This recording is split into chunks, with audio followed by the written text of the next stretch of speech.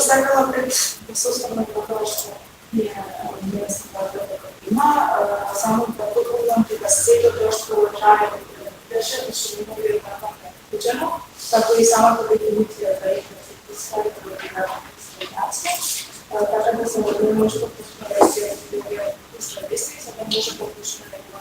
примера и да имаме по-ефикасна защита от дискриминация. В област на стратегията за ефикасна дискриминация, вече владата в 2012 година е донесла първата национална стратегия за дискриминация за период до 2015 година. Во соработка со мисијата на општото во тој период, начинала континуирано етичка и добра заработка, се подготви една евалуација на оваа стратегија која што ги даде насоките основите на кои што се базира денешната стратегија за ефикасна дискриминација, која што е во период 2016-2020 година. Националната стратегија за ефикасна дискриминација е стратешки документ на владата, кој дефинира цели мерки индикатори со клучни практики на политиките на университетите на правата и еднаквите можности во различни области на животот, одговорни учинители кои се и сите засегнати страни во процесот на постигнување на еднаквост и дискриминација во природата. За разлика од претходната стратегија, новата стратегија за дискриминација иззема во предвид сите основи, значи претходната беше стратегија за дискриминација за неколку основни области. Новата ги взема во предвид сите основи на дискриминација, согласно законот за спречување заштита од дискриминација во случаи и концепцијски се однесува на дискриминацијата во сите наведени области во законот, кои што и со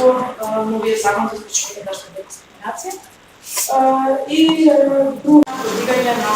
јавната средства. Со работа координација секако, значи националното координативно дело представително дело се базира на биозаставна на престолите прави слободи и чувство на граѓанското општество, еден интердисциплинарен меѓуресорски пристап, обезбедување на формален ангажман на клучни институции и обезбедување на спроведување на професионална едукација и поддршка на членовите и членови. Еден од механизмите за заштита од дискриминација, значи улогата на Министерството, како таа настапата Министерството како согласно Законот за организација на органите на државна управа креира политики. Во таа настапа Министерството за труд и социјална политика во изминатите 3 години заедно со работната група во која учествува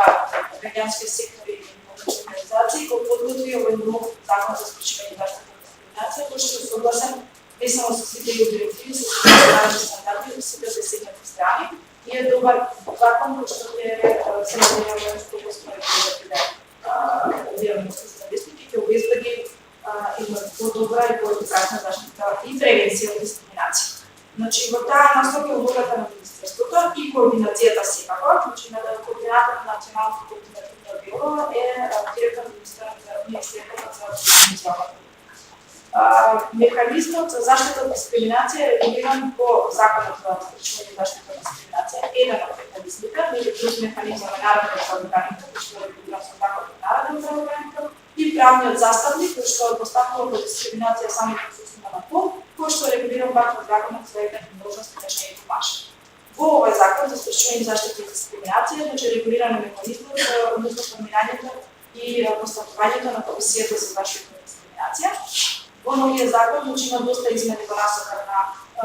надлежностите, значи се почитуваат надлежностите на оваа комисија, се зајавува улогата на комисијата во превенција и заштита од дискриминација. Во таа насока се менува и самиот назив на комисијата, кој што ќе се нарекува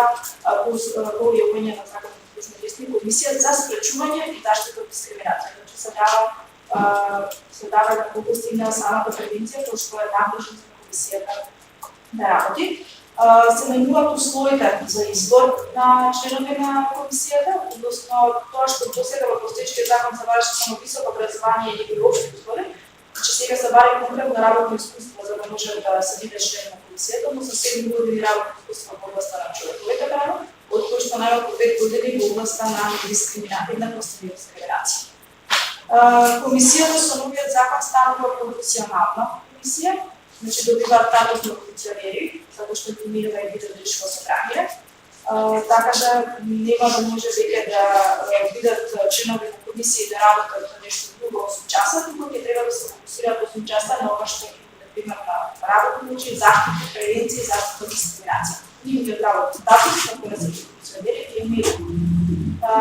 и искоро додека мандатот останува 3 години, со тоа што ние првиот пат имаме отворен оглас за неколку членови комисијата со мандат од 5 и други тројца членови со мандат од 3 години, за да се постигне ефективна институционална меморија од години. Во однос на постапувањето на комисијата се скратуваат роковите за постапување, не може да побрзо да постапуваат, и се вклучува одредба која што за задолжително постапување на комесарите по сите добиени пристапи. Досега, значи праксата показува дека и во годишните извештаи на Комисијата за заштита од дискриминација дека не постапувале по сите пристапки, а во последните извештаи во поголем процент не постапувале по пристапките, затоа што сметале дека за тие постапувања со одредени пристапки нема да се постигне никаква цел. И тоа законот го разрушуваше. Значи да може така да не постапуваат по одредени пристапки. Сега со новиот закон значи има задолжително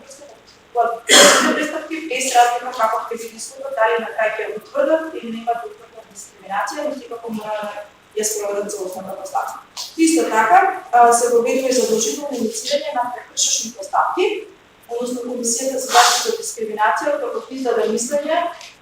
за постапување доколку некоја дискриминаторка не постапи по мислењето на Комисијата во дадениот рок, Комисијата има обврска задолжително да инициира прекршечна постапка, што до сега го има тоа право доколку не сака, не задолжително, и до сега нема покренето ниту една прекршечна постапка. Во однос на Комисијата очекува се генерално годините.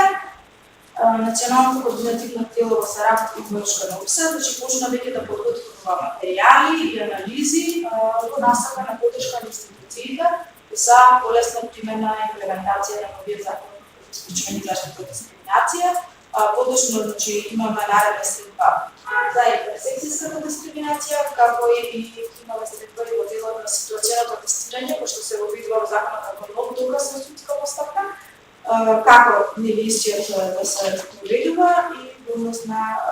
статистичките податоци, кој што исто така се воведува како нова обврска со новиот закон за институциите, односно дека ќе имаат обврска да прибираат статистички податоци по сите основи кои што се наведени